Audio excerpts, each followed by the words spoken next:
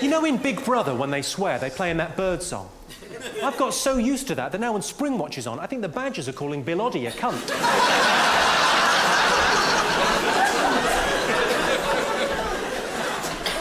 I had a friend come round to my house the other day, distressed and distraught. He was nearly in tears, a grown man. He said, "I've got a lump on my testicle." I said, "That'll be your other testicle." I got stopped earlier by one of those charity muggers.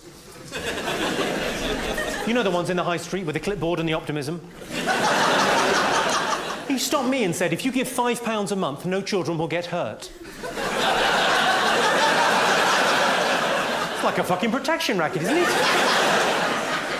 Speaking of charity, though, the largest charitable contribution in human history was made last year. An American man gave away $32 billion. He was some kind of Wall Street financier, gave away $32 billion to the third world. What an incredible, selfless, wonderful thing to do. But spare a thought for his children. How annoyed would you be? You've done what, Dad? Oh, for fuck's sake. So you're telling me the only way I'm going to get my inheritance now is if I move to Africa and get AIDS? Livid.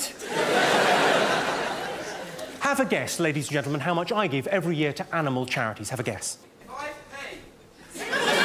No? 20 grand. Hundreds of thousands. Do you even know who I am? That's fucking optimistic. Fuck all! Fuck all is exactly right. I realise some other people said nothing, but nothing is not the same as fuck all. Giving nothing to an animal charity would be, "I'm sorry, I forgot." Fuck all is much more, No. And I'll tell you why I give fuck all to animal charities. It's because there are charities out there for sick and dying children. I don't give anything to them either. But it's the principle of the thing. Those are the charities I don't give to first. You know why they raise all that cash to dig wells in Africa? So when they're finished, they can throw money in and wish for food.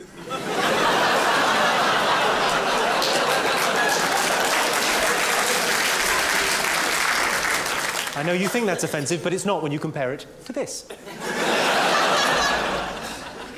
The Make-A-Wish Foundation. Are you all familiar with the fine work the Make-A-Wish Foundation do? Broadly speaking, they make dreams come true for the terminally ill. What could be more worthwhile? They're a great organisation. I thoroughly approve of what they do. My only problem with them is the name. I think they should be forced to change their name.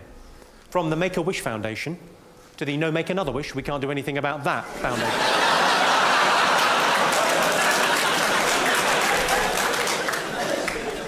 Speaking of which, did you all see that heartbreaking story in the Mirror newspaper last year? Yeah. They ran a campaign... Are you showing off to the other children? Are you pretending you can read? By heartbreaking story, do you mean the tits on page 3? What, sorry?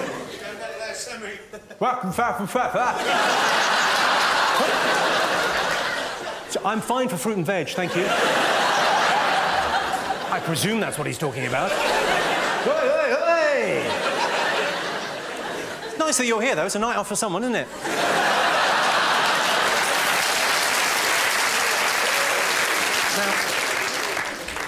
Now, I talked about the Make-A-Wish people. Did you all see this upsetting story in the Mirror last year? It was about a 5-year-old boy that needed a new kidney, otherwise he was going to die. And the Mirror ran a 6-week campaign about this, yeah? I'll tell you the good thing before I tell you the funny thing. That 5-year-old boy is now 6. He got the kidney and he made it, thanks in no small part to the Mirror newspaper. Well done, them. Yeah? But talk about heartbreaking, talk about tugging the heartstrings. Last Christmas, they printed his Christmas list in the paper. And the kidney was on the list. 4th. 4th! There were things he wanted more. Number 3 was a Little Britain DVD. I don't want to sound tight-fisted, but I'd have got him that.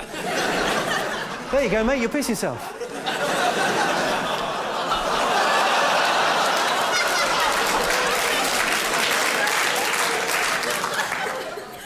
I'll get someone to explain what kidneys do after the show.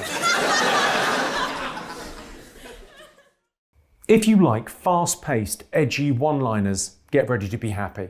I'm announcing a new tour. It's called Jimmy Carr Laughs Funny, and I'll be touring all around the world. Come and see me. If you don't like fast-paced, edgy jokes, then it's not for you.